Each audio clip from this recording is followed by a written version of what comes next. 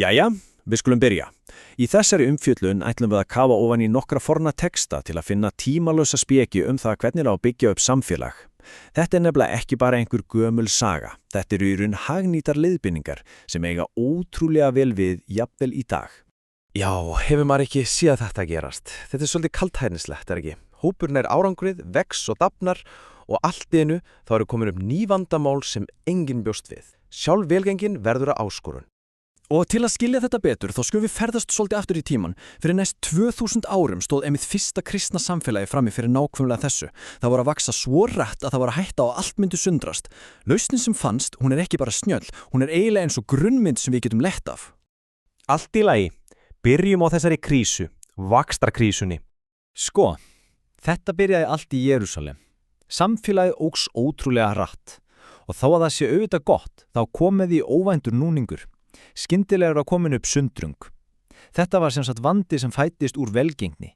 Og kjarnin í þessu var ekki einhver flókin guðfræði, alls ekki. Þetta var eitthvað mjög hversdagslegt og praktist. Sko þarna voru tveir hópar. Annars vegar voru bræðirnir sem töluðu hebresku, meirihlutin í Jerúsalem.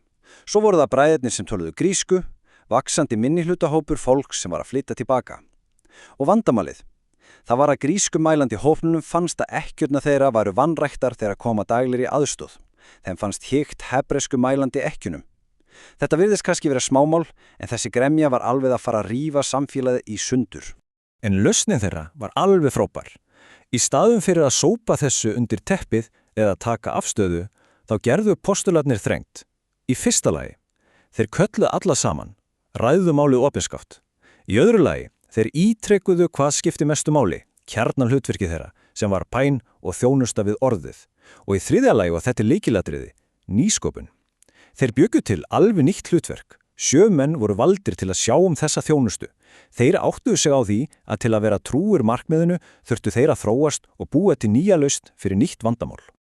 Ok, þetta var snjöll hagnýt lausn. Fyrsta skrefið. En til að samfélag virkilega endist, þá þarf meira en bara gott skipulag. Það þarf grunn. Eitthvað sem allt hvílir á. Svo næst skulum við skoða þennan grunn, byggt með lifandi steinum. Hér förum við í 1. Pétursbréf og þar notuð rosalega sterk og myndræn líking. Hún sótt beint úr byggingabransanum. Þar talað steinin sem smíðirnir höfnuðu. Og þessi stein svo orðina hyrningasteini, sjálfum grunninum. Og svo kemur snilldin. Þetta snýst ekki bara þennan eina stein. Allir í samfélaginu eru kallaðir til að vera lifandi steinar. Hver einasti einstaklingur verður hluti af þessari andlegu byggingu. Þetta ekki bara einhver yfirmaður, heldur verða allir hluti af burðavirkinu. En málið þetta. Þetta val. Það eru reyn bara 2 leiðir. Annarkvort samþykkir maður þennan hyrningastein og verður þá hluti af þessu andlega húsi, eða maður hafnar honum. Og ef maður gerir það, þá verður sami steinin sem átti að vera grunnurinn að einhverju allt öðru, þá verður hann að árannasteini, einhverju sem maður hrasar Svo samfélagið byggt á þessu frjálsa vali hvers og eins. Allt í lagi, við erum komin með hagnýta uppbyggingu og trástan sameiginlegan grunn. En hvert verið að fara? Hvaða leiðarvísir, hvaða áttavitir notaður? Það næsta atriði. Vegurinn, sannleikurinn og lífið. Og hér koma þessi ofurfrægu orð. Ég vegurinn, sannleikurinn og lífið. Enginn kemur til föðurins nema fyrir mig. Þetta verður sem sagt áttavitin. En hvað þýðir þetta eiginlega í praxis? Jú sko, túlkanir eins og til dæmis frá kirkjuföðrunum heilugum Ágústínusi útskýra þetta á mjög áhugaverðan hátt. Hugtakið hinn heili Kristur lýsir þessu vel. Þetta snýst ekki að útiloka fólk, þvert á móti. Þetta snýst djúpa samstöðu sem á að sameina allt mannkyn með Krist sem miðpunkt. Þannig að þessi vegur ekki þröngur stígur fyrir fáa útvalda, heldur þetta meginregla samstöðu sem býður öllum í sameiginlega ferð. Ok, þá erum við með skipulag, við erum með grunn og við erum með skýra stefnu. En hvað með svona andrumsloftið, stemninguna? Hvaða menning það sem heldur þessu öllu saman og gefur því líf? Það leiðir okkur að loka hlutanum. Söngur vonaríkt lof.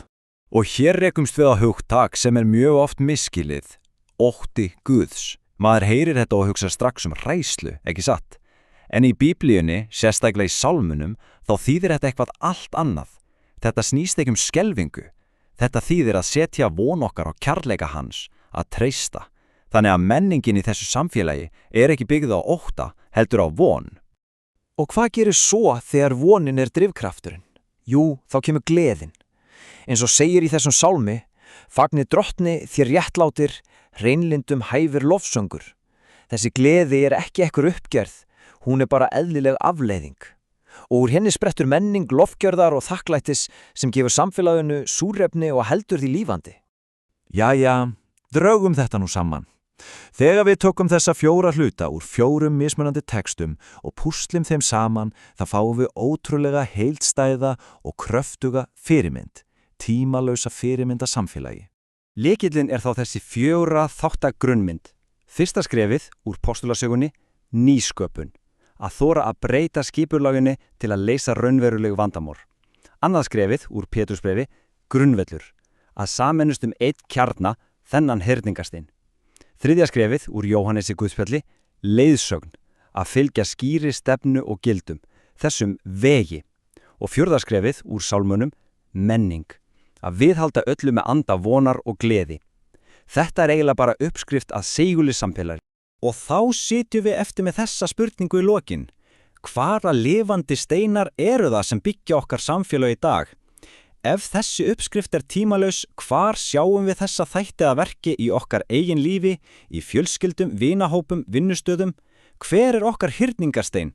Hvað það sem raunverulega byggir okkur upp og heldur okkur saman? Það klárlega eitthvað til að hugsa um.